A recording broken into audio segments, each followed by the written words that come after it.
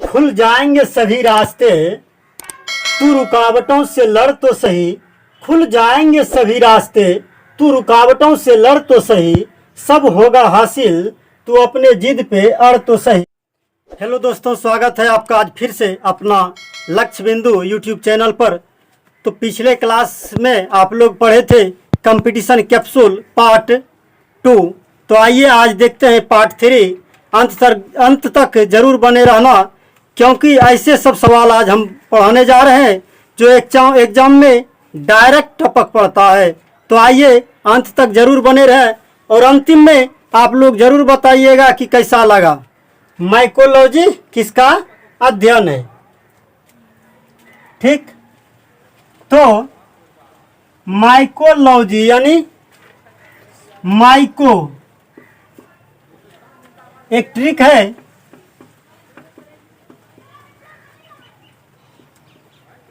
Micro कब phyco से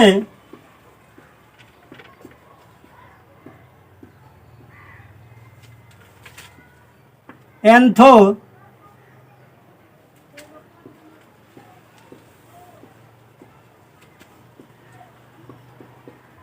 पुष्प लिया। माइको कब फाइको से एंथो पुष्प लिया ना? क्या है ट्रिक? माइको कब फाइको से एंथो पुष्प लिया। माइको कब से क्या हो गया? माइकोलॉजी, माइकोलॉजी कवक का अध्ययन, कवक का अध्ययन। माइकोलॉजी कवक का अध्ययन। माइको कब फाइको,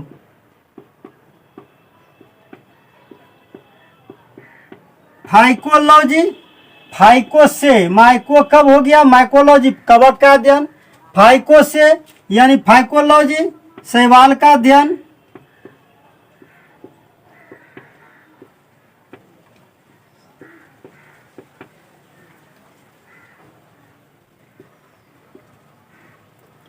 फाइको से शैवाल का अध्ययन हो गया। माइकोलॉजी कवक का अध्ययन, फाइको से फाइकोलॉजी शैवाल का अध्ययन। एंथो पुष्प लिया, एंथोलॉजी।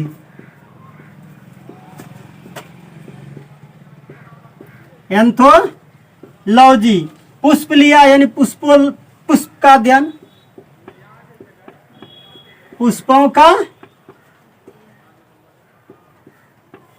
अध्ययन। तो क्या हो गया? माइको कब फाइको से एंथो पुष्प लिया यानी माइकोलॉजी कवक का अध्ययन, फाइकोलॉजी शैवाल का अध्ययन, एंथोलॉजी पुष्पों का अध्ययन। तो माइकोलॉजी किसका अध्ययन हो गया? कवक का ना। माइकोलॉजी हो गया कवक का अध्ययन। इसके बाद कवक और शैवाल, कवक और शैवाल दोनों को प्यार है लाइकेन से, लाइकेन से। कवक और शैवाल क्या रखना याद? लाइकेन। इसके बाद आगे चलते हैं। अब कुछ पालन से संबंधित शब्द देख लेते हैं। क्या है? एपी कल्चर ना। एपी कल्चर क्या हो जाएगा? सबसे पहले आप लोग को एक ट्रिक देते हैं।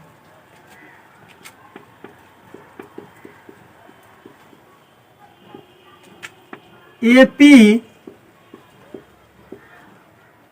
मधु ने शेर को रेस कर पीस से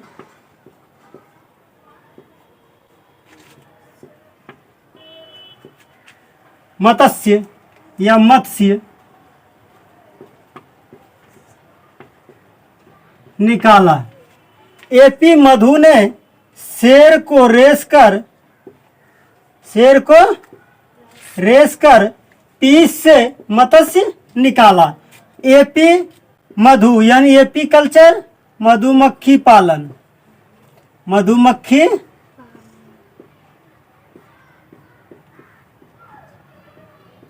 एपीकल्चर मधुमक्खी पालन। शेर को रेस कर यानी सेरीकल्चर रेशम पालन। तो सेरीकल्चर क्या हो गया हमारा? रेशम पालन, सेरीकल्चर रेशम पालन। इसके बाद देखो बीटी कल्चर ना, बीटी कल्चर में अंगूर की खेती होता है। क्या होता है? अंगूर की खेती होता है। और बर्मी कल्चर में केचुआ संबंधित है। बर्मी कल्चर से केचुआ संबंधित है, यानी केचुआ पालन या कहो या केचुआ से संबंधित आएगा तो बर्मी कल्चर। बाकी तुम्हारा जो ये पीस से मत्स्य बचा, ये पीसी कल्चर, पीसी कल्चर तुम्हारा हो गया मछली पालन या मत्स्य पालन, मछली पालन या मत्स्य पालन। कौन सा विटामिन में कोबाल्ट धातु पाई जाती है? तो इसका आंसर क्या होगा? Vitamin B12। क्या होगा? Vitamin B12। इसे हम क्या कहते हैं? साइनोकोबलिन, साइनोकोबलिन। कौन सा विटामिन में कोबाल्ट धातु पाया जाता है? तो विटामिन B12। इसे हम क्या कहेंगे? रासायनिक नाम इसका क्या है? साइनोकोबलिन ना। साइनोकोबलिन जो है विटामिन B12, इसी में कोबाल्ट धातु पाया जाता है। शुरुआत में आप लोग को लगता होगा कि सारा क्वेश्चन जान रहे हैं, लेकिन बहुत कन्फ्यूजन वाला क्वेश्चन है और आगे एक से एक क्वेश्चन आएगा, इसलिए अंत तक जरूर बने रहें। कोशिका की ऊर्जा मुद्रा किसे कहते हैं? कोशिका की ऊर्जा मुद्रा किसे कहते हैं? इसका आंसर हो जाएगा ATP। ATP फुल फॉर्म इसका पूछोगे तो एडिनोसिन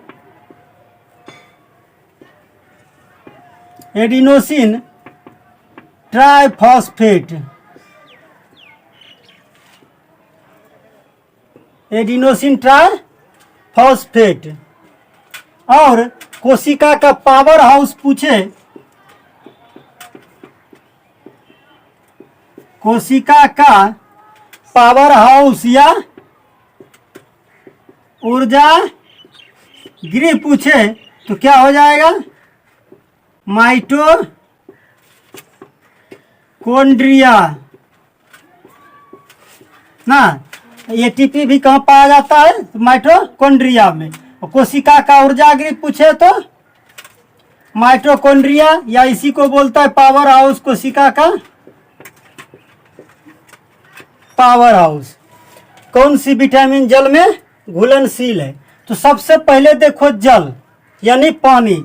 इसके लिए याद रखना है कि गई भैंस पानी में, गई भैंस पानी में। तो भैंस यानी B और C। कौन सा विटामिन? B और C। हमारा B और C पानी में यानी जल में घुलनशील होगा ना। बाकी जो रेस्ट बचा कौन कौन? Vitamin A, vitamin D, E, K, ये सारा का सारा किसमें घुलनशील है? फैट, जिसे हम वसा कहते हैं ना, और लिपिड में, वसा और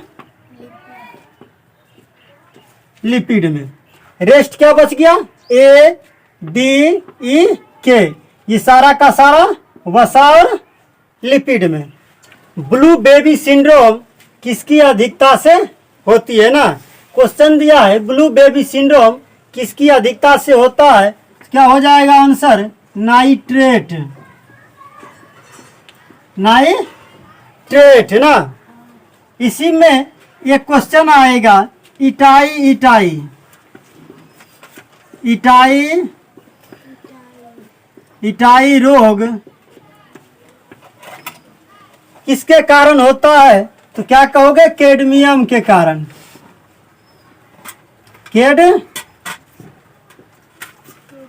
कैडमियम के कारण इटाई इटाई रोग। और रहेगा मिनी माता रोग। मिनी माता रोग तो ये होगा पारा, जिसे इंग्लिश में HG कहते हैं, संकेत में HG, या इसी को हम मरकरी बोलते हैं ना। यानी इटाई इटाई रोग रहे तो किसके कारण से? कैडमियम के कारण से। और मिनी माता रोग रहे तो पारा के कारण से या मरकरी के कारण से ना।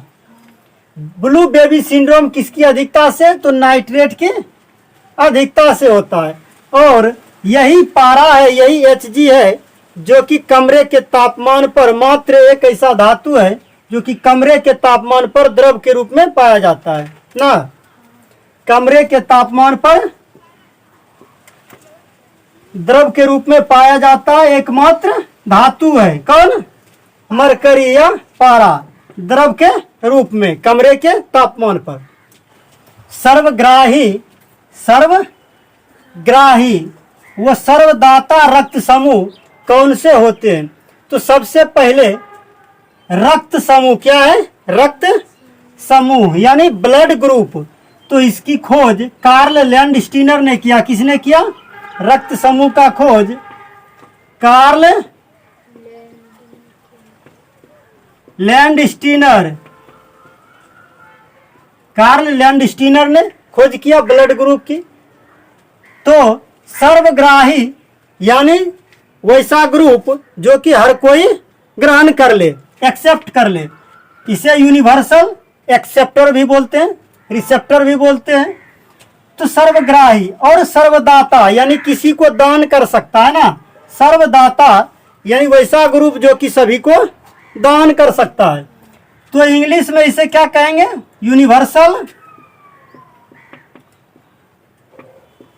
यूनिवर्सल रिसेप्टर या यूनिवर्सल एक्सेप्टर। सर्वग्राही ये क्या करता है कि ग्रहण करता है। और ये क्या है? Universal donor. हाँ, यूनिवर्सल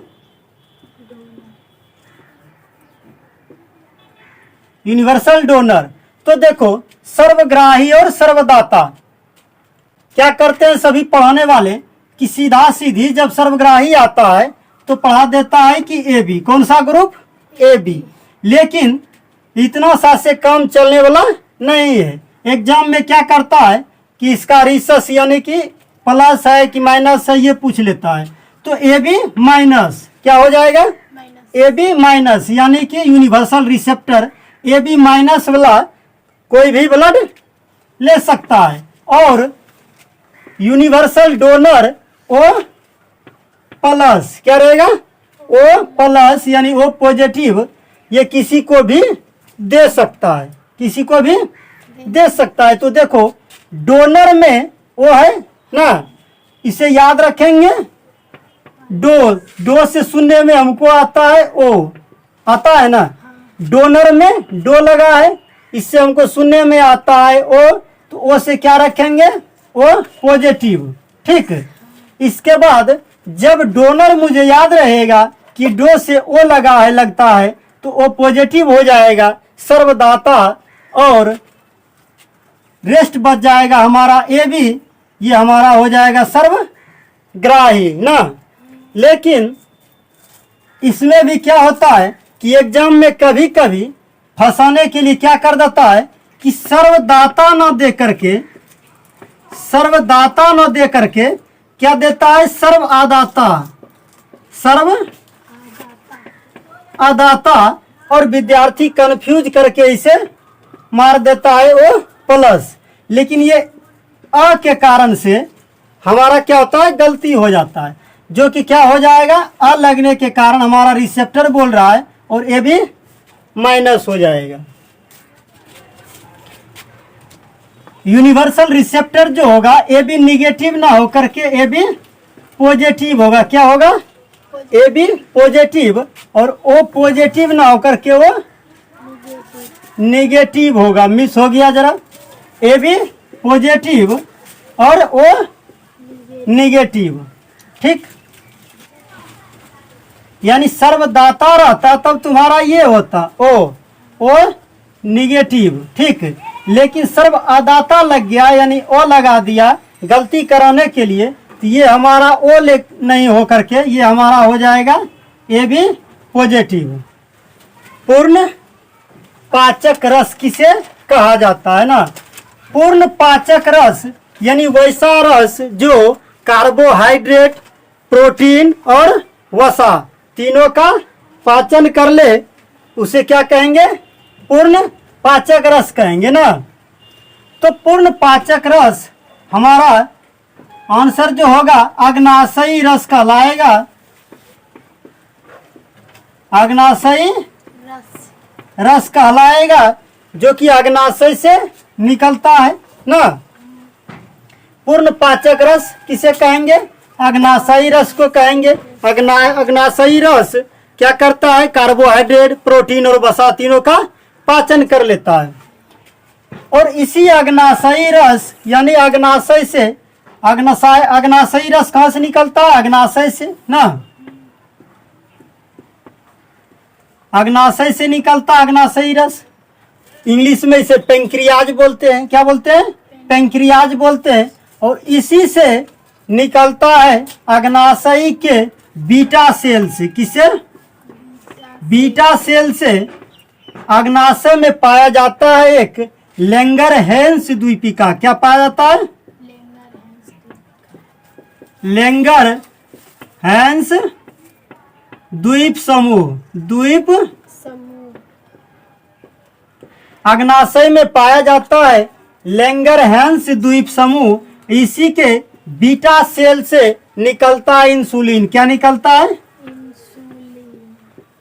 इंसुलिन निकलता है। और यही इंसुलिन के कमी के कारण से डायबिटीज मेलेटस रोग होता है। क्या होता है? यह इंसुलिन की कमी से क्या होता है? मधुमेह होता है। मधुमेह होता है, जिसे आम बोलचाल की भाषा में क्या बोलते हैं? चीनी बीमारी ना। और यही मधुमेह को बोलते हैं डायबिटीज मेलेटस। क्या बोलते हैं? Diabetes mellitus. क्या बोलते हैं? Diabetes mellitus. ये किसकी कमी से? तो मधुमेह की यानी इंसुलिन की कमी से ना। इंसुलिन की कमी से डायबिटीज मेलेटस होता है, जिसे हिंदी में मधुमेह या चीनी बीमारी कहते हैं। ये इंसुलिन की कमी से, इंसुलिन कहाँ से निकलता है? अग्नाशय के लैंगरहैंस के द्वीपिका समूह से ना। लेकिन इंसुलिन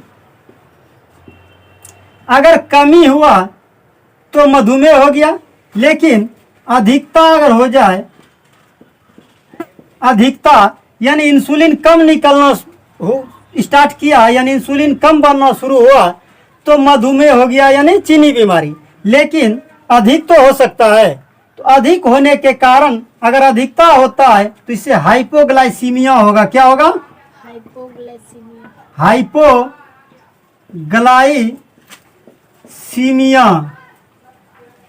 हाइपोग्लाइसीमिया यानी इंसुलिन की कमी से मधुमेह, जिसे हिंदी में चीनी बीमारी या मधुमेह बोलते हैं, इंग्लिश में डायबिटीज मेलेटस बोलते हैं। और इसकी इंसुलिन की अगर अधिकता हो जाए यानी इंसुलिन अधिक बनने लगे तो हाइपोग्लाइसीमिया हो जाएगा। क्या हो जाएगा? हाइपोग्लाइसीमिया हो जाएगा। लेकिन डायबिटीज जो फैमिली है, इसमें डायबिटीज दो तरह का होता है। एक होता है डायबिटीज मेलेटस और दूसरा होता है diabetes insipidus. Diabetes insipidus, diabetes insipidus कहने का मतलब कि डायबिटीज जो फैमिली है ये दो तरह का पाया जाता है। एक डायबिटीज मेलेटस जिसे मधुमेह बोलते हैं इंसुलिन की कमी से, लेकिन दूसरा डायबिटीज इंसिपिडस जो है ये दोनों में आपस में जरा भी संबंध नहीं है, क्योंकि ये एक हार्मोन के कारण होता है। उस हार्मोन का नाम है वेसोप्रेसिन। क्या है? वेसोप्रेसिन हार्मोन के कारण होता है डायबिटीज इंसिपिडस।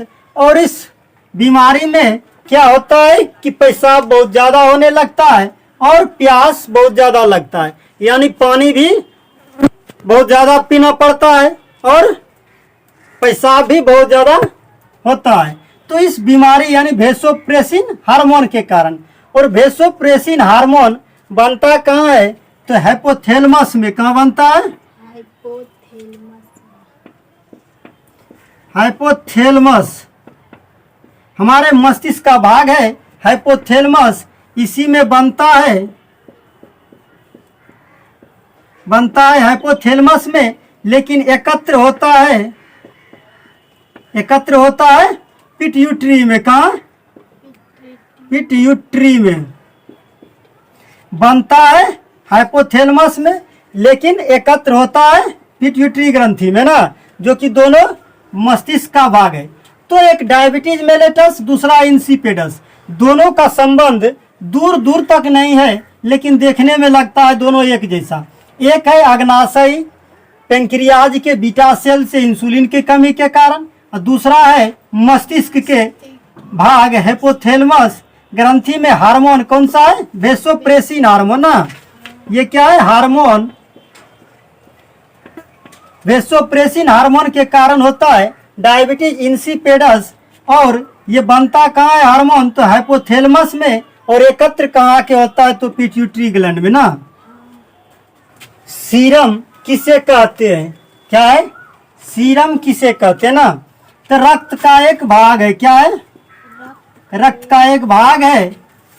इसे दो पार्ट में अगर बांटेंगे तो पहला हमारा क्या हो जाएगा? प्लाज्मा। क्या हो जाएगा? प्लाज्मा। और दूसरा क्या हो जाएगा? रक्त कणिका। रक्त कणिका यानी आरबीसी डब्ल्यूबीसी ना। तो प्लाज्मा में अगर हम फाइब्रिनोजन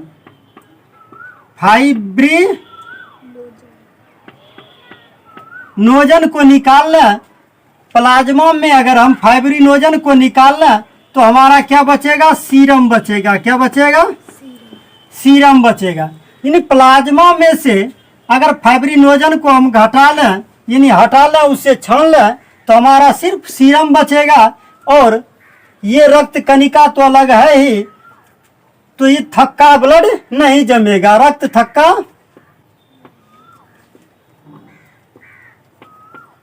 थक्का नहीं बनेगा, क्योंकि हम इससे फाइब्रिनोजन भी निकाल लिए और रक्त कणिका भी निकाल लिए। तो सिर्फ हमारा सीरम बचा, तो सीरम में जो है रक्त थक्का नहीं जमेगा।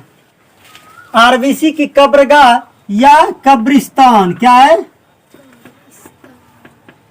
आरबीसी की कब्रिस्तान किसे कहते हैं या किसे कहा जाता है? तो इसका आंसर होगा प्लीहा। क्या हो जाएगा? प्लीहा। इसी को हम स्प्लीन बोलते हैं, इसी को हम तिल्ली बोलते हैं। क्या बोलते हैं? तिल्ली बोलते हैं। अगला क्वेश्चन है कि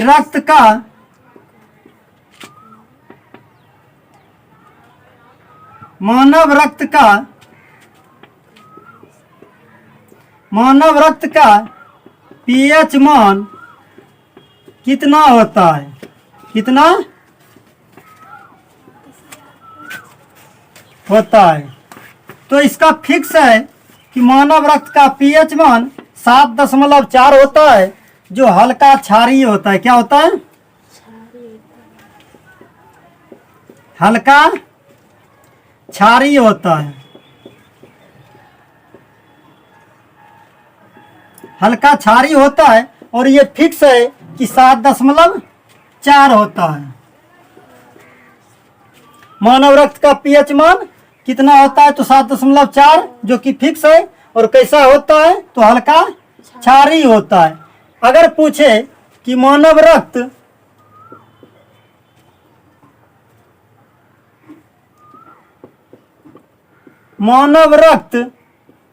कैसा उत्तक है? कैसा उत्तक है? तो क्या कहोगे? तरल संयोजी उत्तक। तरल संयोजी उत्तक। यानी क्वेश्चन पूछे मानव रक्त कैसा उत्तक है तो क्या कहोगे? तरल संयोजी उत्तक, या इंग्लिश में liquid connecting tissue. Liquid connecting tissue. मानव रक्त कैसा उत्तक है? तो तरल संयोजी उत्तक। रुधिर में कैल्शियम की मात्रा को कौन नियंत्रित करता है? तो क्या हो जाएगा आंसर? कैल्सिटोनिन। कैल्सिटोसिन। कैल्सिटोसिन। रुधिर में कैल्शियम की मात्रा को कौन नियंत्रित करता है? तो कैल्सिटोसिन। और कहाँ से निकलता है ये हार्मोन? तो हमारे गले में थायराइड ग्रंथि पाया जाता है।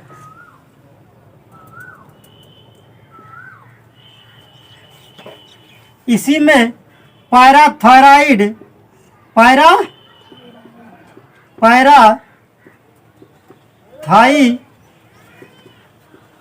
ग्लैंड से किसका निर्माण होता है? कैल्सिटोसिन का। और यही हमारा रुधिर में रक्त में कैल्शियम की मात्रा को नियंत्रित करता है। अस्थि से अस्थि को जोड़ता है, क्या कहलाता है? क्या है? अस्थि से अस्थि को जोड़ता है, क्या कहलाता है? तो इसका आंसर होगा सबसे पहले क्या है? बी ना, बॉन्ड टू। देखो याद रखना है, बीबी लाल। क्या याद रखना है? बीबी लाल। बॉन्ड टू बॉन्ड, लाल से लिंगामेंट, क्या हो जाएगा? लिगामेंट। यानी bond to bond, B to B, क्या हो जाएगा? लाल, यानी बीबी लाल। तो हमारा क्या हो जाएगा? लिंगामेंट। लिंगामेंट हो जाएगा। यही अगर पूछे कि मांसपेशी से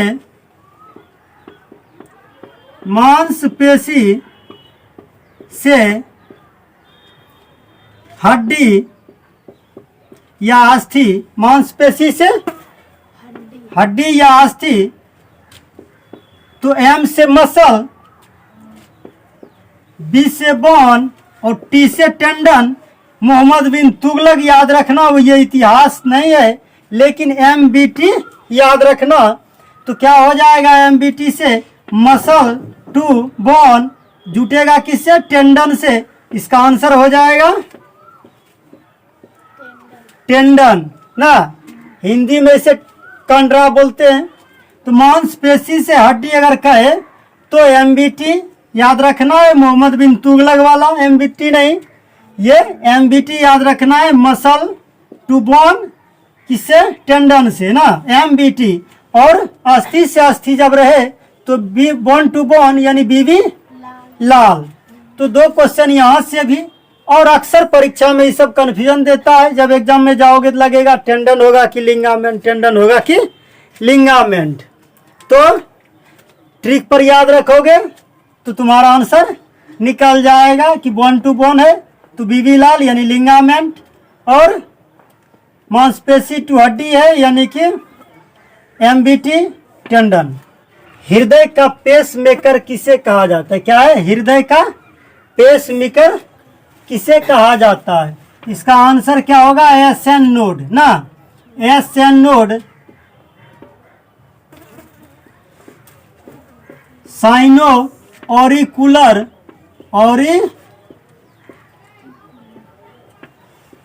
नोड,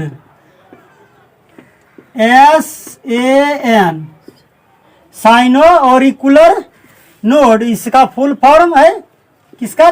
SN नोड का। इमारतों का कुष्ठ रोग किसे कहा जाता है?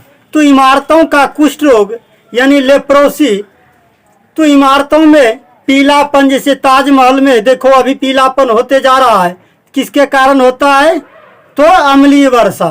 किसके कारण? अम्लीय वर्षा। यानी इसका आंसर क्या हो जाएगा? एसिड रेन ना, एसिड रेन या अम्लीय वर्षा।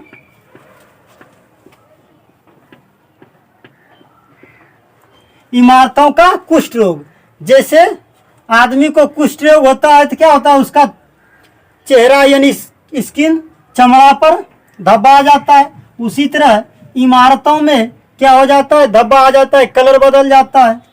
किसके कारण से? अम्लीय वर्षा के कारण से। इसीलिए इसे इमारतों का कुष्ठ रोग बोलते हैं।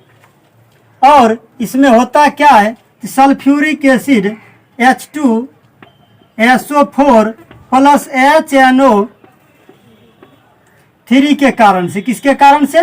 H2SO4 और HNO3 के कारण से अम्लीय वर्षा होता है ना, सल्फ्यूरिक एसिड और नाइट्रिक एसिड के कारण से ना। अम्लीय वर्षा sulphuric acid plus nitric acid के कारण से होता है। इमारतों का कुष्ठ रोग अम्लीय वर्षा के कारण। तो आप लोग के लिए अंतिम में एक क्वेश्चन है, देखते हैं कौन कौन कमेंट करते हैं।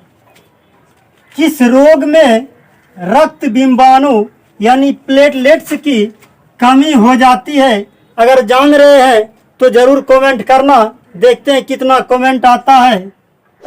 तो चलते हैं, कैसा लगा जरूर बताइएगा, क्योंकि आप लोग के कारण ही हम लोग को मेहनत करना पड़ता है।